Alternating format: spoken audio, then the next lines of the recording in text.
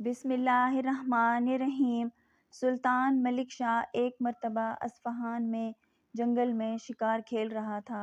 کسی گاؤں میں قیام ہوا۔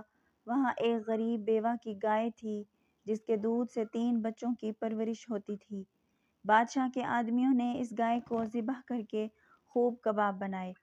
غریب بڑھیا کو خبر ہوئی، وہ بدحواس ہو گئی۔ بادشاہی آدمیوں کا مقابلہ میں کوئی داد و فریاد سننے کو تیار نہ تھا۔ اس پر لاوارث اور ایک غریب عورت ساری رات اس نے پریشانی میں کاٹی۔ صبح ہوئی، دل میں خیال آیا کہ کوئی نہیں سنتا تو نہ سہی، کیا بادشاہ بھی نہ سنے گا، جس کو خدا نے غریبوں کو ظالموں سے نجات دینے کے لیے اتنی بڑی سلطنت دی ہے۔ بادشاہ تک پہنچنے کی کوشش کی مگر ناکام رہی۔ معلوم ہوا بادشاہ فلاں راستے سے شکار کو نکلے گا۔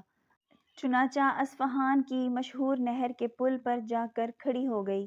جب سلطان پل پر آیا تو بڑھیا نے ہمت اور جرأت سے کام لے کر کہا، اے ارسلان کے بیٹے، میرا انصاف اس شہر کے پل پر کرے گا یا پل صراط پر؟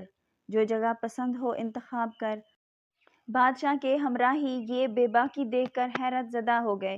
بادشاہ گھوڑے سے اتر پڑا اور ایسا معلوم ہوتا تھا کہ اس عجیب و غریب اور حیرت انگیز سوال کا اس پر خاص اثر ہوا، اور بڑھیا سے کہا، پل صراط کی طاقت نہیں ہے، میں اس جگہ فیصلہ کرنا چاہتا ہوں، کہو کیا کہتی ہو؟